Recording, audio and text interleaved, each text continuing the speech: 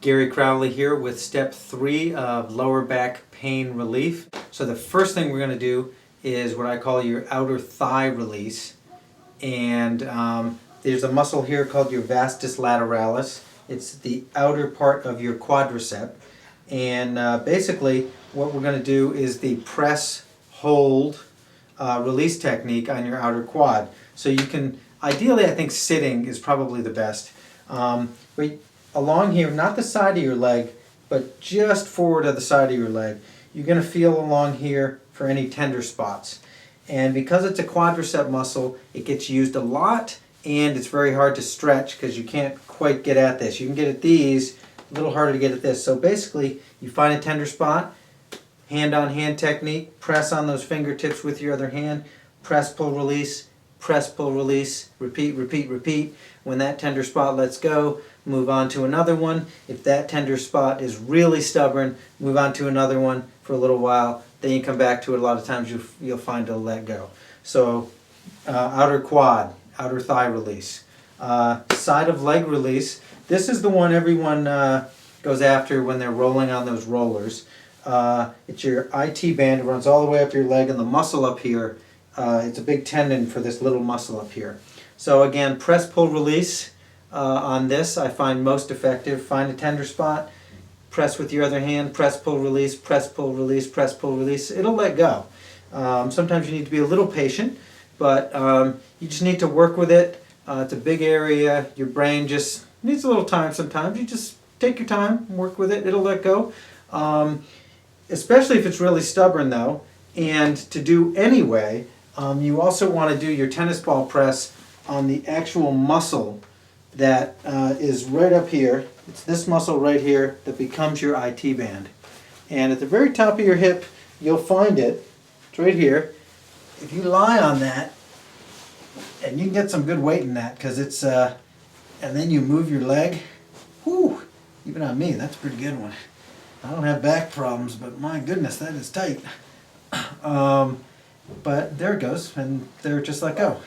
And again, you want to work as deeply as you can relax into. If it's too much pressure, either get a cushier surface or a softer ball, or you can still do the press, pull, release on this as well. Actually, it's a little hard through jeans, but if you're just wearing some thin clothing or no clothing, you can get at that pretty well, and the press, pull, release will also work well on that.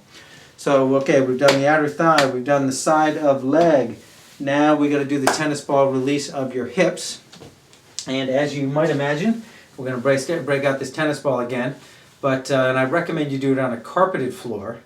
But again, the cushier the surface, probably the harder the ball you're going to need, because it's going to sink in and you're going to lose some of that pressure. So some people like a lacrosse ball. Some people like, if you're really big, or you have a really cushy surface, then softball. Some people are big though, they need a softball. But I'm going to sit on this, and basically we're going to get all this muscle in your hip, from your tailbone here all the way out to your hip bone, and all the way down to here, all the way up to here. That's all muscle. And so what you want to do, kind of like we just did with your hip, is take that tennis ball and sit on it and find any tender spots. And when you find a tender spot, we're going to do that press, hold, move, and they let go. Like, there's a good one for me. And again, as much as you can relax into. If you really need a lot of pressure, you can kind of orient yourself to get all your body weight in there. Like, that's too much. I can't relax into that. So whatever you can relax into, and there it goes. And some nice deep breaths are good too. Helps your brain reset things. So that is your hip release, and basically that whole area I showed you. Some of them you're going to have to get maybe like this. Move that leg, make that tissue move.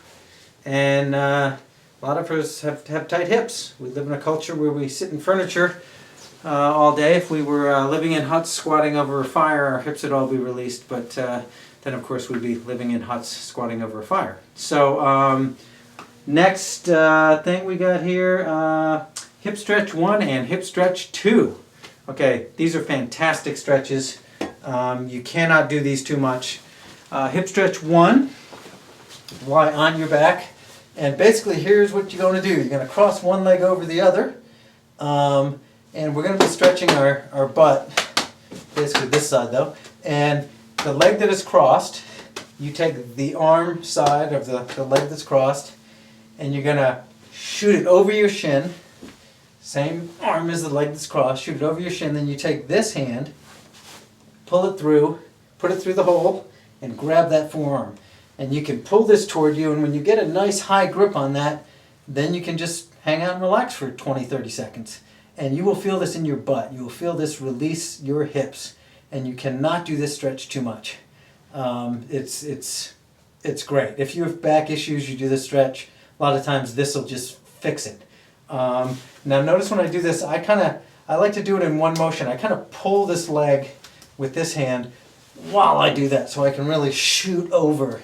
And then I can really get a nice grip where I'm basically grabbing my elbow.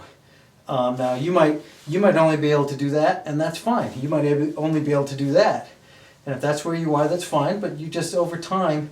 And then what you want to do is you want to switch sides. Do this side, do that for a little while. Then you'll come back to this side. You'll notice this side's even looser. And then you go back to this side, and this side's looser, because they play off each other. Okay, so that's hip stretch 1. Hip stretch 2 is we're basically going to do,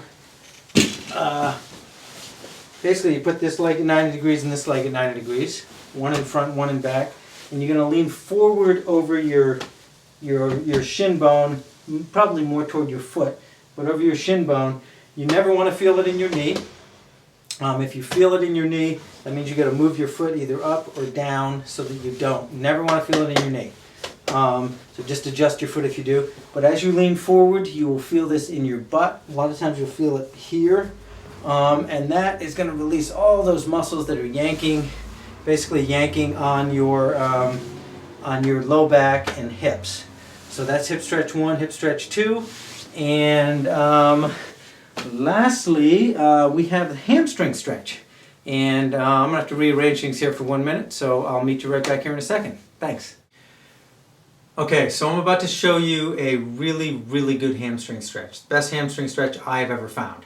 And basically you really want loose hamstrings, especially if you have back issues, because your hamstrings attach to the bottom of your pelvis, and when they get tight, they pull on those bones at the bottom of your pelvis, and your low back, at the other end of that equation, loses the tug of war, because your low back muscles are not as big or as strong as your hamstrings.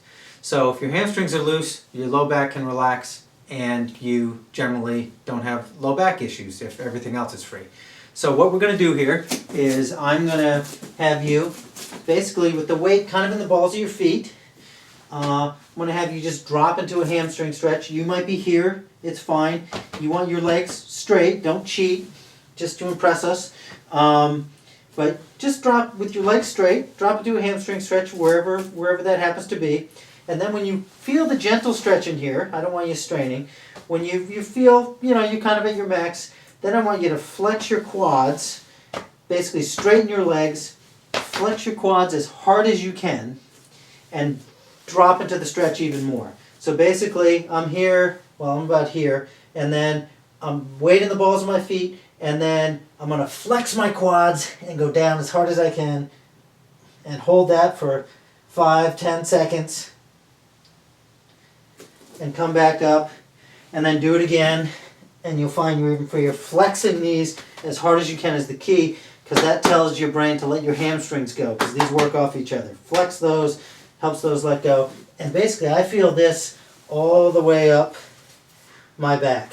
So that whole line of tissue is going to let go, so then my low back can relax, because it's not being pulled on by all these big strong muscles. So that is the best hamstring stretch I've ever found, and if you do that, you can't do that stretch too much. If you did 3 sets of that 10, 15 times a day, very quickly, you'd probably have no more back issues if you just did that alone. But I think you got to do those hip stretches and everything else I showed you, because who knows what you're doing out there. But thank you for your time. Now go back, review what worked, what didn't, what needs more work, and I look forward to hearing how it goes. Thank you.